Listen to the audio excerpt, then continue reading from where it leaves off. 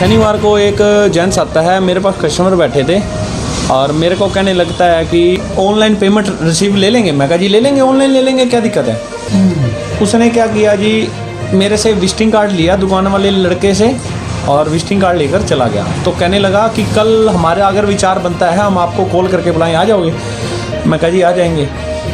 Sunday का दिन था जी, छुट्टी का दिन था जी। मार्केट में कुछ थोड़ी बहुत दुकानें खुली होती हैं, मेरे साथ वाली भी 2-3-4 दुकानें खुली हुई थी। उन्होंने मेरे को फ़ोन करके बुलाया, सुबह 10 बजे से लेके 4 बजे तक उन्होंने 5-7 बार फ़ोन किया कि भैया हमारी चला बन गया, 2 रिंग चाहिए हमारे को, एक बार दे दो। मैंने कहा कोई बात नहीं, कस्टमर है दे ही देगा। हमने दे दिए। तो जी वो आता है मेरे से 2 अंगूठियाँ लेता है, 48,400 रुपये की अंगूठियाँ मैंने उसको दी। 400 रुपये उसने अपने हाथ से ही लेस कर लिए। 48,000 रुपये की उसने मेरे को अपने ICICI की बैंक की ऐप से ट्रांसफ़र IFSC के साथ मेरे खाते में ट्रांसफ़र कर दी, जिसको नेफ्ट बोला। मेरे को उसने जो की तो नेफ्ट की उसने मेरे को फ़ोटो दी, तो मेरे को कहने लगा जी आपके खाते में पैसे पहुंच गए हैं, ये नेफ्ट की फ़ोटो है जी, ये नेफ्ट किया जी, ये नेफ्ट देते। मैंने कहा ट्रांजैक्शन सक्सेस होगी, कोई बात नहीं, नेटवर्क इशू होगा। मैंने कहा कोई बात नहीं जी। तो मैंने कहा अब या तो थोड़ी देर वेट करो। तो कहने लगे कि फ़ोन आ रहे, उनके पास फ़ोन आ रहे थे कि शादी पे जाना है, कि जाना है, जल्दी है जल्दी है। मैंने कहा चलो जी ले जाओ आप सामान। ये फ़ोटो आ गई जी। मैंने संडे का दिन था, चुप करके बैठ गया जी। सोमवार को जब मैं मॉर्निंग में ICICI बैंक में गया तो मैंने उनको अपना ये बताया कि भाई ये पेमेंट अभी तक आई नहीं है।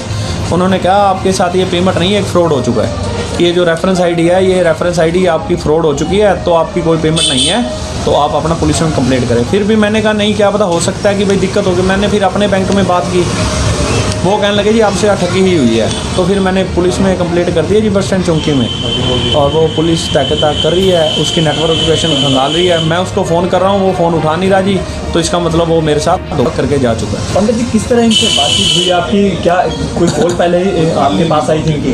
कुछ नहीं जी, मेरे पास तो शनिवार को आए हैं, वो रैकी करके गए हैं, उन्होंने रैकी की है।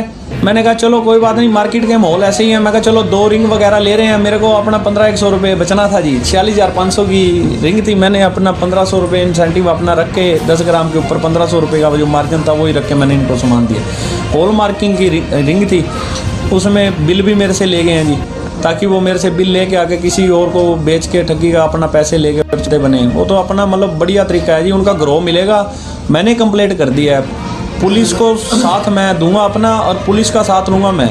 इनको काबू करवाऊंगा जी, इनको गिरफ्तारी करवा के, और जो इन्होंने ठगियाँ कर रखी होंगी ना जी, उनकी भी खुलासे हो जाएंगे। पंडित जी किस तरह इनके वो उनका पहनावा था, कितनी उम्र के थे और किस तरह की वो बातचीत कर रहे थे? उम्र तो सर 60 साल आप देख रहे हो, CCTV में बड़ी बुजुर्ग हैं, लेडीज़ भी है।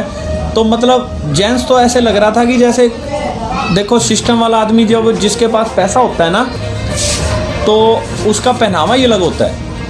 ये फ्रॉड तो लग ही नहीं रहे थे, फ्रॉड नहीं लग रहे थे, ये अपना लूट पाट का इनका कोई इरादा था, या ये करते हैं। मेरे को समझ में नहीं आई क्या है क्या नहीं। मैं अब तक नहीं समझ में पा रहा कि भाई मैं धोखा कैसे कर गया। 17 साल हो गए जी मेरे को इस मार्केट में बैठे हुए, आज तक ऐसी कोई वारदात नहीं हुई मेरे साथ। जो हुई है तो ये मेरे से क्या हुई है मैं बताऊँ। तो कुछ और भी लेने की बातचीत कर रहे थे? एक रिंग और कह रहे थे जी, वो 13 ग्राम की रिंग थी, लगभग 67,000 रुपये की, वो भी कह रहे थे कि ये भी हम ले जाएंगे। मैंने कहा कोई बात नहीं, ले जाना। बस यही बात हुई थी, वो डाल ली थी उन्होंने वापस। तो कैसे पता चला आपके साथ फ्रॉड हुआ है, ठगी होगी? बस बैंकों में पैसा आया नहीं है। जिस बैंक की ऐप से उन्होंने डाला है, ICICI में गया हूँ, वो कह रहे हैं आपके साथ, उन्होंने बताया, उनके ICICI बैंक के मैनेजर से बात हुई थी, वो कह रहे हैं जी आपके साथ फ्रॉड हो चुका है। अब मैं आज भी गया था, कल भी गया था, बैंक वाले तो रास्ता दिया नहीं, वो कह रहे जी आपका फ्रॉड हो गया, पुलिस कंप्लेंट कर लो। जिस नंबर पे आपकी बातचीत हुई, क्या दोबारा से आपने उस पर वो फ़ोन 2 दिन से बंद जा रहा है, आज सुबह का फ़ोन चालू है, मिला रहा हूँ, फ़ोन नहीं उठा रहा। बस सीधा शक यही जाहिर हो रहा है कि वो ठगी कर गए हमारे साथ। किस लैंग्वेज में आपके साथ बातचीत की, किस तरह का उनका वो बातचीत करने का जो तरीका था?